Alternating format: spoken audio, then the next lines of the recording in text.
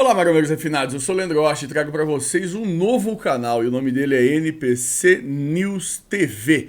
Provavelmente um dos canais oficiais da NPC agora no YouTube que tá colocando aqui uns vídeos em altíssima resolução dos confrontos que a gente teve no Mr. Olympia agora.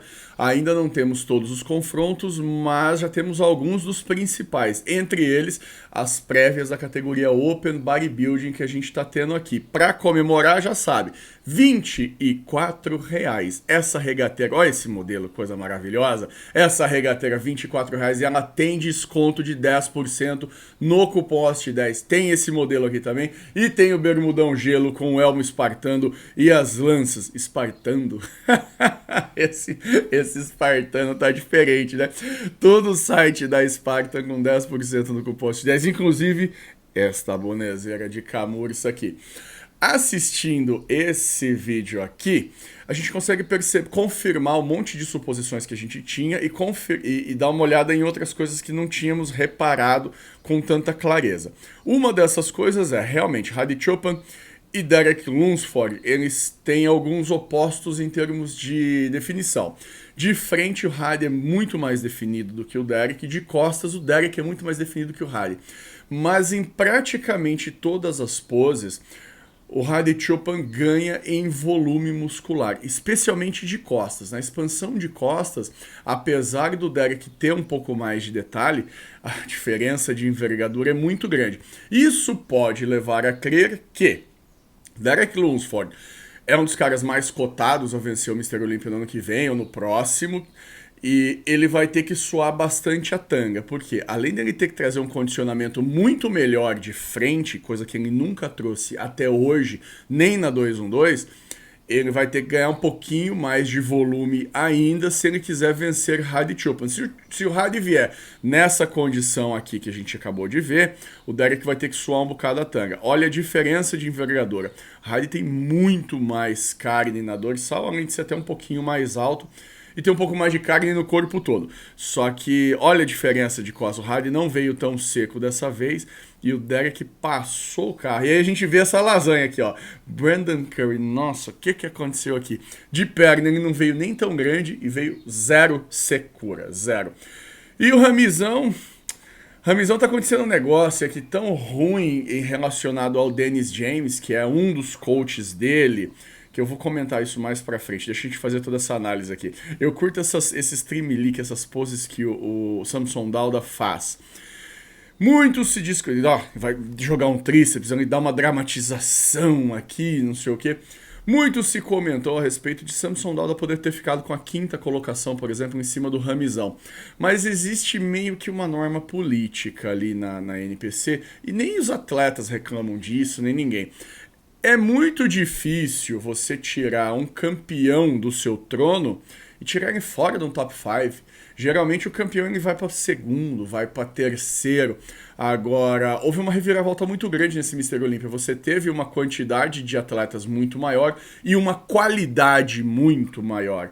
Então o Ramizão acabou sendo atropelado por um monte de gente. Ele poderia sim, na minha ótica, ter ficado na 6ª colocação atrás do Samson Dauda.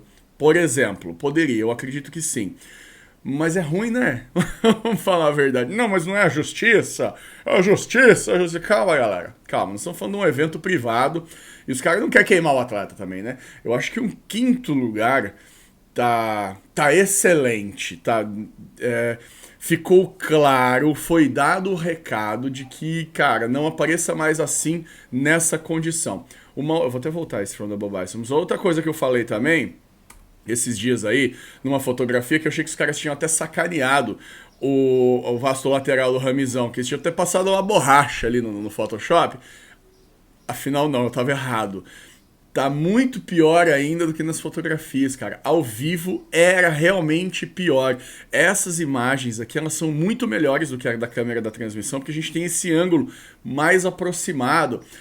E o fato do ângulo estar lateralizado, pra mim, às vezes é até melhor, porque você pode pensar que não. Mas tem árbitros que ficam mais pra lateral do palco, né? O palco não né? Como é que você vai sentar 10 negros, um no colo do outro, pra ficar todo mundo olhando de frente? Não tem condição. Aqui a gente vê o péssimo Ramizão, péssimo. E as poses de frente do Nick, de expansão do Ersal, essa pose de expansão dorsal é muito ruim, Nick Walker. Vamos falar a verdade aqui, ó. Tá todo mundo aqui prendendo o abdômen na sua... até o ramizão. E o Nick não consegue acertar essa pose ainda. Pra mim, se não é a pior pose dele, é uma das piores.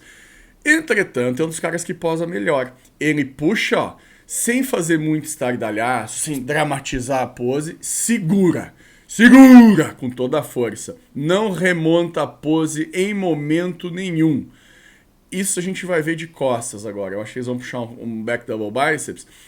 O Nick puxa a pose e segura. Todo mundo remonta. O Derek remonta, o Brandon remonta, o Hardy remonta. Ó, ele posou, bateu primeiro a pose. Ó, já remontou o Derek uma vez.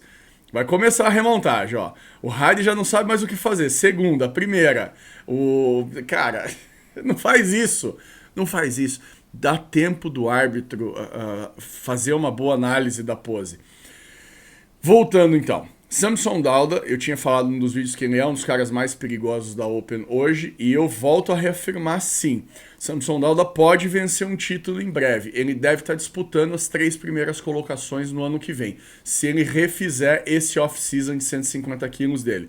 Agora, olha aqui a diferença de envergadura do Hadi Choopan e do tanto de carne que ele trouxe na dorsal nessa expansão, pro próprio Brandon Curry, que é um dos caras que tem uma das melhores dorsais desse line-up aqui. Infelizmente veio mais gordo que uma lasanha. E a diferença dele pro Derek, que tá com muito mais detalhe isso aqui. Olha isso aqui, cara. Meu, tem pelo menos mais uns 4 kg de proteína pra cada lado aqui, com certeza. E ramizão aquilo, né? Nada bem. Mas uma das coisas interessantes do ramizão, as poses de lado continuam muito boas. Apesar dele ter vindo sem tríceps, a lateral de coxa dele é bem impressionante, cara. É um negócio que ainda chama muita atenção. Eu vi isso em várias matérias de vários sites especializados e tudo. Muitos caras ainda acham que as poses de lado do ramizão são as melhores do esporte, completamente. Outra coisa que eu reparei aqui, Samson Dauda afinal veio mais seco do que eu tinha imaginado. Achei que ele tinha vindo ainda mais retidão e tal, mas ó, dá pra ver uma marcação de fibra aqui, só que a hora que secar de verdade, eu espero que seja no que vem, Samson Dauda, aí o negócio vai dar bom de verdade. Outra coisa em relação à definição muscular é com Derek Lunsford que eu queria falar.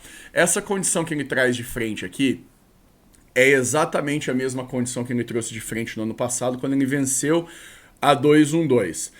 É uma condição ok, e ela não é muito superior a todas as anteriores. Lembrando que Derek sempre estava no top 5 do Mr. Olympia 212, só que ele nunca ganhava porque ele sempre vinha muito retido, o shape não tinha uma boa apresentação. Ele ficava entre os 5 porque ele tem uma linha, uma estrutura sensacional, ninguém tem aquela cinturinha dele ali. Só que faltava secar. Ano passado, na mão do Honey Rainbow, que é o atual coach dele, ele veio melhor e venceu. Dessa vez ele veio também com muito mais volume muscular em relação ao ano passado, ficou em segundo na Open, com chance de vencer. Mas uma coisa me intrigou. Ele, de frente, ele tá com a mesma condição do ano passado. E aí você pergunta, será que ele consegue secar de frente? Ou será que o Honey Rainbow vai ter que deixar o mano desidratar até os ossos para conseguir trazer uma condição de frente que bata com o Hadi Choopan?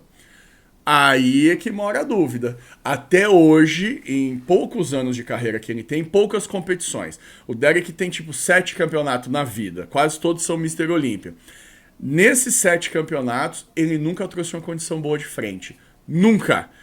E aí, será que vai dar? Será que não vai? Será que ele não traz essa condição porque ele não consegue mesmo? Ou será que ainda tem um pouco para espremer ali do menino? Qual é a sua opinião, Marombeiro Refinado? E agora eu vou falar um pouco da história do Ramizão versus... Coitado, versus. O cara nem deu nenhuma declaração. Ramizão e o papo com Dennis James.